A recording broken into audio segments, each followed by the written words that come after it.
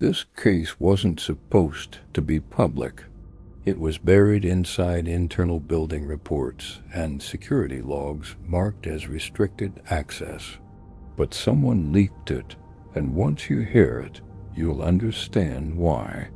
In 2013, a man working late stayed after everyone had already left. It was past midnight. The lights were dimmed, the halls empty and silent, just the low hum of electricity and distant echoes from ventilation systems. He packed his things and walked toward the elevator. Nothing unusual, nothing strange. He pressed the button and waited.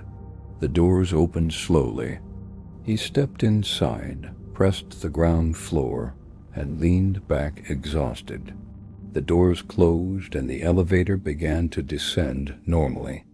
Floor 12, 11, 10. Everything was fine until suddenly it stopped at floor 7. The doors opened, but no one had pressed that floor. The man looked confused. The hallway outside was dark, darker than it should be for a functioning building.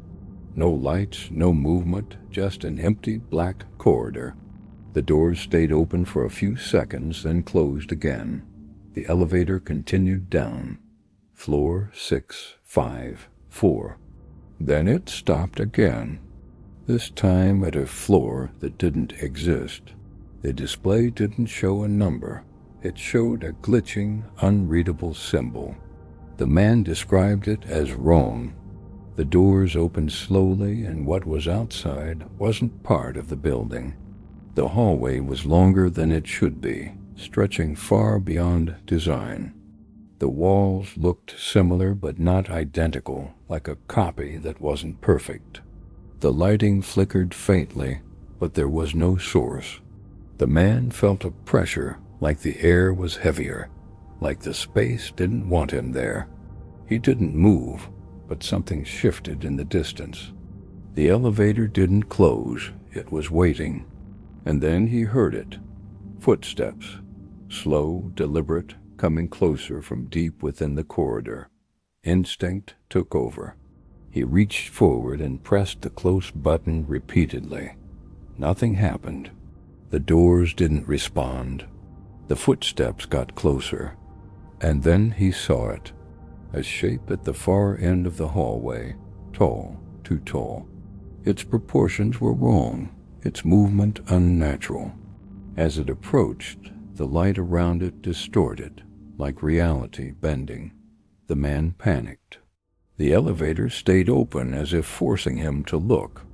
The thing stopped halfway down the corridor and tilted its head slowly directly toward him. He felt it looking beyond his sight. And then it did something worse. It started to mimic him, the way he stood, the way he breathed. Small movements perfectly copied but slightly delayed. The man backed into the corner, unable to look away. The thing took another step forward, and the lights inside the elevator flickered violently. Everything went dark, complete silence. And then suddenly the doors slammed shut on their own. The elevator dropped rapidly, skipping floors uncontrollably. It hit the ground level hard. The doors opened immediately to a normal lobby. Bright lights, clean floors. The man ran out without looking back. Security footage confirmed the event, but the hallway on that unknown floor was never recorded. Just static interference. The man quit his job, but weeks later coworkers reported seeing him standing still, staring at walls, mimicking people's movements with slight delay, and then one day he disappeared. No trace, just gone. The last thing found on his desk was a note written in shaky handwriting. It didn't stay there. It came back with me.